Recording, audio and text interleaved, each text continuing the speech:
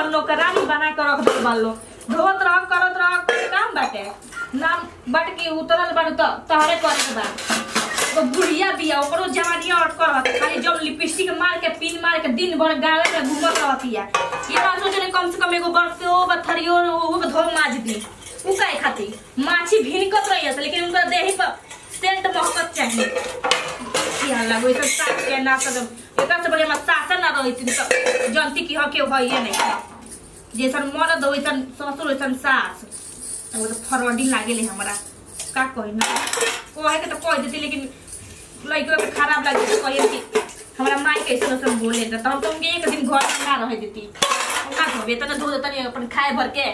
ओकरा बस इतना नलो हुट्टा नहीं जेंगा बिया वही बड़ा वाले बिया जेंगा जेठांगा सब चीज बा जेंगा बिया काले कहां बिया इले होश नहीं के खा ले बड़ी आ चल गेल बड़ी घूमने केउ खाओ चाहे आई ये भागल का भइल जी के ढक चतनी अरे बता है का भइल बा तबे ठीक नहीं है हां ठीक बा काहे उल्टी करतनी पता ना पेटवा दर्द करता पेटवा दर्द का भइल बा जी अब बताए चल चल आराम करते चल जी पूरा सूती आराम करते ठीक हो जाई करत हो गैस से बना चल जी पता जानते रे हां निमिकिया ना होला हां वो चाटे के मन करता आ ये भगवान वो कौन बीमारी भइल बा जी निमि चल जी वन छत में चल तोरा के का बताई चली रे लागत कि खट्टा खट्टा मनाए लागत चली लेके आओ तो चली मम्मी की काहे इतना खा ले तनी के पेट में रसा हो जाते कि ढकचा लागत अरे कुछ खाइली त मन बर्गर चाउमीन खात रहत चौराहा पर घूम घूम के अपन घर के घराने नहीं थे हमार ढकचत रहे हमारी बीमारी धरे रहेला चले सूती बड़ा मस्त तो ये विशाल लगा ना तो ना लगे तो छोड़ दियो नींबू पानी ले आई लिया तो भिंडी का चारो लिया कुछ अच्छा लगा और ये बनो और जा के बेटा जी राहु ना और का जाए की खा पेट में गैस और होती हो गई लिया तो नहीं लिया दी मुंह में पानी चुगत एक बाल्टी लागता सुनो ना का ये निमिके का चलना हो ना तो वो हम फोड़ू ले लिए अरे जीभिया में दबा के रखी न तो कल में मर के चल जाब ऊपर अरे फैसले में चूर भइल है अच्छा ठीक है दवाई देखियो कहां बानी एगो मां का चल ले है अच्छा ठीक है लेके आओ तनी कहीं कौन बीमारी के खाए धइले बाटे आई भगवान आई जे नके मजा दूंगा और देखो हो जवानी में तो लइका फइका भइबे कइल आई बुढ़ापा में नतिया कौन करम कइला से था अब का बताई हम बतौले कि का होखे के बा फोन लगाओ त नतु के जामल की हां फोन उठा ना नतिया तो बहनिया को लगे हो कि ना रहल हमारे हो गइल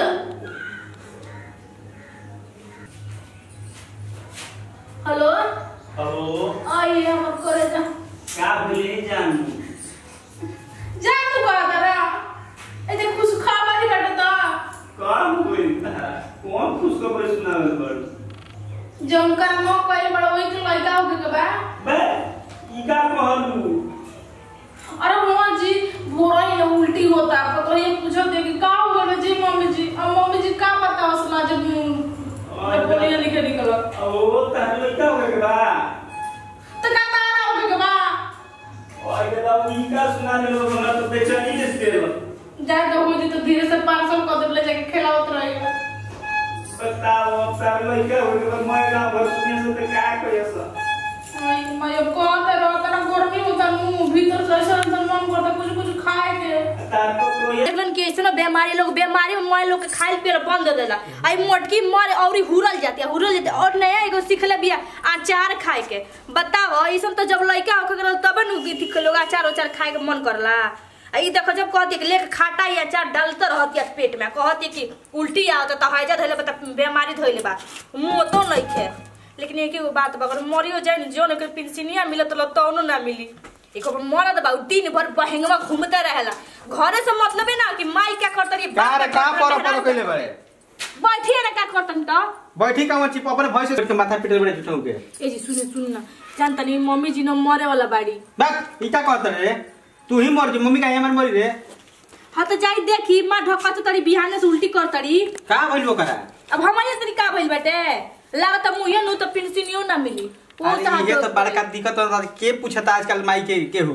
पिंसिनिया बताड़न हमन ये करना बा ओकरा के जियावल जरूरी बा ए जी कुछ को कम करे के जियाई ना यार जो न 2-3 साल उठाई थी जब उनका पिंसिन तू है ना हम फेर बानी चल चल दवाई गोस उसके दवाई कर दे देला मोटी त ख ख पिलो उठा गेल तार माई कैसे हो गइल हो अरे तू ना कह जा मारे लगी उनको पचौनी बिगा देती पिंसिनिया का लालच ना रही त जब तो नहीं चलिए ना अब देखी क्या तब दवाई मंगाते तन गस उसके तने को पेटा उठा ना देख ले है मार दे देखली ना उकसल होई तो देखो का भाई माई के मर्जी तो बड़ा दिक्कते होई दिक्कत का हो मुई ना लागत नहीं मुई आ हिने दा क्या भाई का रे भाई क्या भइल तोरा रे तन फोट कहत एक मम्मी के ढेर तबीयत खराब बा जान के ना उल्टी को बने 20 साल तो उल्टी को बने कहत नो के खाटाई खाए के मन करता अरे दवाई वही दे 20 बार तो उल्टी को बने बिहार कोई तक उल्टी हो गल ठीक ना कर जाए अब कौन सी करत नहीं तबे से मां वो ये कोई दे बनी अरे तो गैस बना दे लगे अब कहनी की गैस माई के बनाले होई तनी गैस के रोकी हिया गैस में क्यों अचार खाला कते के ओन्ने में खिलिया दे अच्छा ये बता ना बच्चा उल्टी होला तो मना करत त तीन खाई दी ठीक बात है भाई ई बात का जाने एका कुछ बुझाला ओ जिंदगी भर का पागल सरकार कर जाए हां वो तो पता चल कि कितना चला चला बानी जा आ कितना निमर बनाओ तनी ये करे और बोल ओसे वाला हां दवाई लगा दी दवाई मम्मी हां डॉक्टर को बोलो क्या भाई ना ना कैसे बोल रहे हो चेकअप करा दीजिए पेट में काजी कौन बीमारी में करो करो क्या करवा दी मन हमरा का भइल जी मन भलाई से वाला नहीं के छोड़ दी को मर दियो ना चेकअप गाय से गोली ले तो ठीक हो जियो तोर दुख हमरा देखला जाला तोरा इस माई का दुख में बानी मोटा हो या कोई बनी हां ठीक यही से ना हम खुश बानी योसन माई माने केहू के घर मत हमारे घर दे ऐसे कि तोर दुख हमरा देखला जाला तोर को तोरा कुछ हो जाला तो हमरा एकदम बेचैनी हो जाला हां जोड़ी जमता हमारी हम चाहते कि हमरो ऊपर 5 मिनट तोरे में लग जाए आ सुनिए जाई डॉक्टर को बोला ली ना ले जी चेकअप करा अरे हम बता तो हम ठीक हो गया हमरा कल से गोली लेती हम ठीक बा देख डॉक्टर बिया ना डॉक्टर के का फायदा है बोला तो हमरो बुझाला ना रन माई बॉडी खिलवाड़ी दी है यार एक तो बस सम्मान ना खा आही दादा अब मोर बे पकिए तो चल गई आज तो कोविड ना करे लागल बाल खा लेले होई खोले के हम तो कुछ और ये बुझाता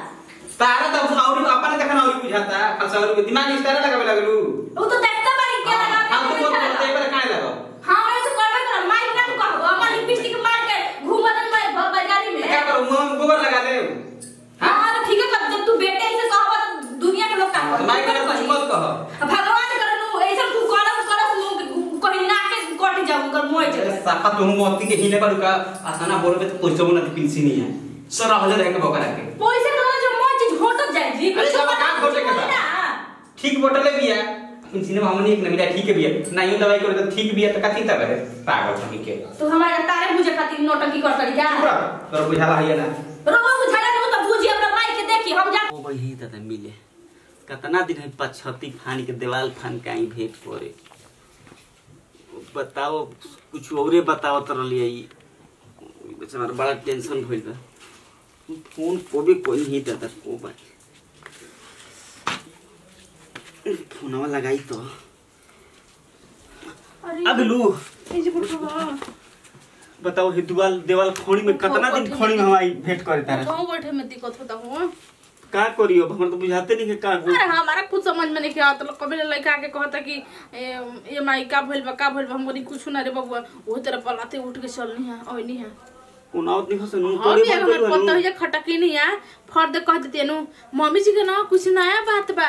ई खटाई खाए के मन करता अचार खाए के मन हम कहनी कुछ हमरा खाए के मन नहीं करत उल्टी हो रहा अचार खाए के ना मन कर कोई हम बहाना लगा के ओइनी है पहले काहे ना बतैलू अब एक हम पहले कैसे बताई जी उल्टी होके लगला तब ना हमरा पता चलला ऐसे ना पता चलेला का उपाय कौन उपाय सोचले बड़ू आपका सोचा ही 5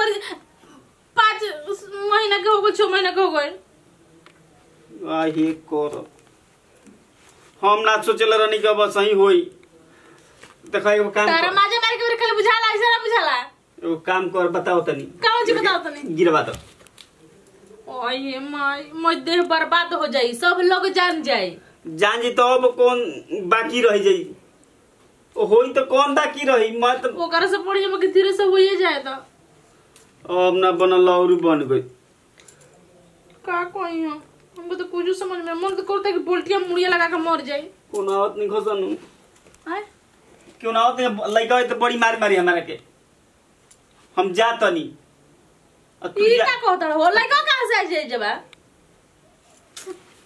तो का करी बोलो तू ही बताओ हमार माथा डिस्टर्ब होता हमार उल्टी करत हालत खराब बा हमरा कुछ बताए के मन नहीं करता उनको सुबह से उल्टी होता मार पसीना पे पसीना होता देखो जो कहत तन सुनो ये निकलवाइए तो सफाई नहीं करे के पड़ी जी अब वो करे के पड़ी तो धीरे से जाके पड़ी बहाना लगा के वही तरी हां तो एक दिन आओ बाजारी में अब चलल जी ई टाड़ी चट्टी पे ठीक बा करे के चलल जी अब का कल जी वो भालवा डॉक्टरवा के चलल जा वे कौन उपाय बताई ना तो देखो तो कितना गर्मी होता है तर गर्मी होता है अब हमारा बर्दाश्त हम जाते ना तो कोनो आज हम उन्हें तो बाजारी में जेबे कल जाई लेकिन अब साझी खावत नहीं हम तरह से भेंट करे पैसा से देबो तब ना हमर हाथ में पैसा नहीं कमाई दे देले बनी अभी पेंशनवा नहीं के मिलो पेंशनवा निकाल ली हो जोन बात चलो हम आवत साझी का भेंट करे हम जात नहीं अब हां जाई जात नहीं आहो ये दिन घर में का बोल ए भौजी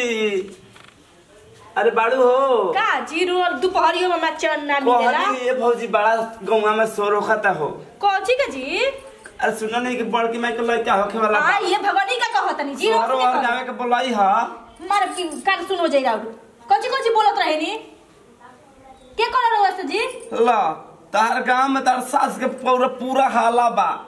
ये भगवान का तो तबीयत खराब बा अरे छिपावा मत ए भौजी हम जाना तनी का जानते हम नहीं जानते कि जरूर सब जानते नहीं तनी पूछिए तो साथ ले अपन अरे पेट में गैस बनल बतानी हुआ तनी ओई का हिती बात के लागे नहीं लो उड़ावे ना हम काहे के उड़ावे जाई सुननी ही तो महलावा में तो सुननी ही मन बुढ़ौती में अपना लइका कर होता बताओ बड़की माई के ई करम ना करे के चाही ए बुढ़ारी में लइका पैदा करतारी हां तो जाने उनकर मुंह पे कोई के मार के मुंह तक कहां बाड़ी जाके पलरल बड़ी चलो तो तनी भेंट कराओ तो बड़की माई से चलो जब लाइक विश्वास ये भौजी का जी जान जानू हां अब कोहर से नु बताओ लड़का का बियाह के तो उसदा माई पतो तब माई बनती है अरे मोए बात झूठ हो जी आंख से वाली देख ली ना झूठो का कहां बड़की माई गोड़ लागता नी खुश रहो सुने में आई लगी लड़का खड़ा बता रहा देखो तनी का कहत रे मम्मी जी पर हम पागल हई गांव और में माई का लइका हो के बा ए मोटी माई काहे से भड़का दल हो मन झूठ बात तो क्यों भड़की ना तो मरबो करे ए भौजी झूठ बात ना हो भौजी बुझत नहीं खू देखो दीदी अब नीचे का ना जाता री मम्मी हमार ओसे बात देखा तो पड़ती में पेटा पैसा हानि में खाली बिगड़ गया था कहां पे डाल के हमारा लेके अब पैसा निकालो अब का ट्रक लेकर निकालो ट्रक लेके निकले तेरा माई कैसे निकलो मेटा लेखा देख लो रूपन को तारी अरे कुल पिज्जा बर्गर खाई वाला पेट हो गया ठीक है ना चोट में चोट लड़ावेली हमारे घर रोज मुर्गा मछली बंद रहे चुद्दी है चले कैसे बात में बोलता है हमारा इधर पहले बात हो रे तब देख कैसे गोटा दे मन किया तब तो ये के ऊपर से नीचे तक गोटाता और तार नीचे फैलाता कुछ बुझाला ना झूठा तो दूसरे घर में जाकर लागे नीति करे छोड़ा ना हम जाते तो हमारे घर के कैसे बना रख चुद्दी है दो ए मम्मी जी दो गाला है एक नंबर के ए मम्मी जी गान पैसों का कोखी में जान सुनी ना जी सच में बताइए सर कोनो बात नहीं करे तो मोय गांव में नाक कट जाई मच्छी ला कैसे और के कबाब जानते ही वाले पर दिमाग खराब हो बटे तो कैसे लोग के मालूम चलता कि लइका खोला बराबर तोरा माई के लइका कोई ओकरा माई के लइका कोई जट ले ले वो तुम जानते मानी के कहबे कर मुजोरी तो करबे करेगी अब वो को चाहता ओकरा बेटा जाने और मरद जान हम नहीं रहता नहीं जाइए दादा बाना नो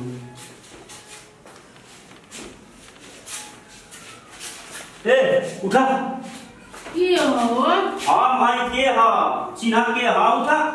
तू उठा दारू पकड़ के कहां से घर हो अरे आज हम को तो हुआ कहते न देखने द्वारा जा तो इनके लिए होने टोलवा में महलावा में बोल कोई हां तो अब बताओ ओ काट लेके अब बताओ कौन चीज है लगले तब ना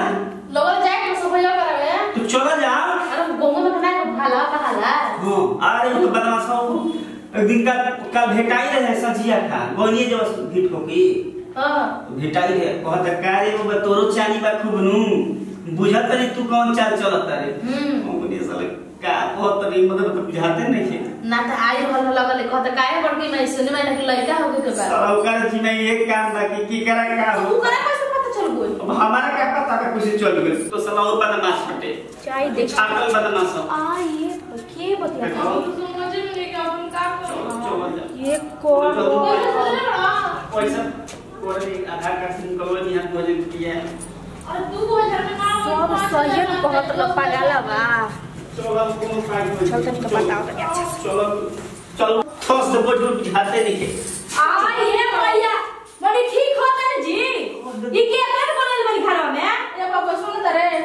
जो बहरिया बाबू हमार सब के अखबार में ये बाबूआ होई ने अरे ना खाली कब देखले रे अपना देखत ने पीछे जगह पे है ला सब नहीं खला जी पे कहत है कि हां ये भौजी तू का कहत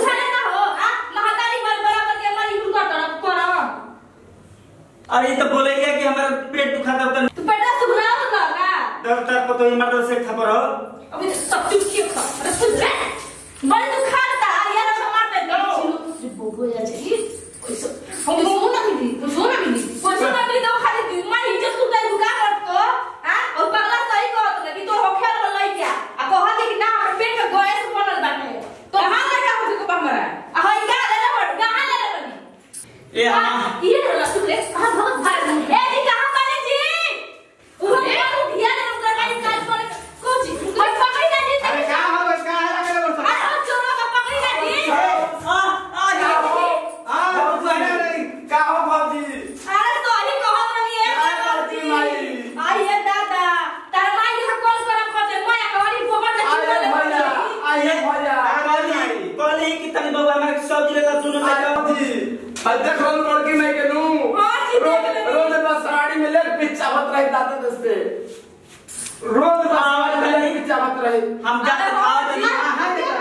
अरे मैं तू है ना भाई के घरे ए सरवा अबे चुप रह कान जा डूब के मर जाने ससुरा का डूब के मर जा ना ना पापा हुआ भाई। जी हां हीरे नाई ते के नियो के ना घर में भैया मन अरे ऐसा कोनो बात नहीं कि तू न फंसाओ अरे लाज कर दो तरी में बस काहे नहीं कोई के जो भाग गई चोरावा नतिया के करे के पकड़ दे मोर जीरा लगा के बोले लड़ी ना हां ऊपर के कौन मोरी दे के जीरा मंगता अरे हाला काम करे बस बुझत तो राज ना लागल हो ओइ जवान पतो ये मेगा ना के चाहिए कि जब ना अभी ना के लइका खेलाए हम गांव भर कर के बसा हम रहे हमरा लगा लगे पड़े तू हो मार तक लूला कुछ तो भर नहीं ऐसा क्यों आई जो आई बड़ा मजा ले जाओ री ठीक है काम यार रोज कर घरे बोला आइए भैया ना पते वाला नु मैं छोड़ दूंगा नहीं बोला बड़ा मैं एक बार चपका पकड़ कर यार सुनता था ना अरे काले आई रे मुसहारा ए माय गॉड तोरा से की उम्मीद ना रहे जन ले बता एक पिंसिल लच्चा हो हम अपना पिंसिल का लच्चा खिलावे हो ये अपना नाम में पिंसिल कोई के ना दे अरे लेके तू मत करे वो पिंसिल की आग लगे तोरा ने ई जगह भजिया को पिंसिल के काम का हम इनके साथ ना रह ना तो खेलाए में हम रहो पापा ने फोन पे ना कहू का बताओ इन बाबू की तो का जवाब देबो बाबूजी माये ने वो पटियाला ना मैं वैसे मुंह मार कर दिया वो तो नहीं खा और बड़ी रोज पतिया हो के तोरा माई के रख ले बड़ा मोनी हां हां माई के रख तू ही मैं तो खानदाने वैसे ना बाटी जैसा बेटा वैसे ससुर वैसा सास मैं छिना रे ए चुप रह ढेर मत बोल माता हमर काम नहीं करत देखू जन कहले तो ठीक है कहले जन ले तो कम बोलो ठीक बजन भल तो तो मैं जति हमर चौपट कर देले कौन बोले तू ही एजरा हो चाहे मोर हमके चल दीजिए छोड़ छाड़ के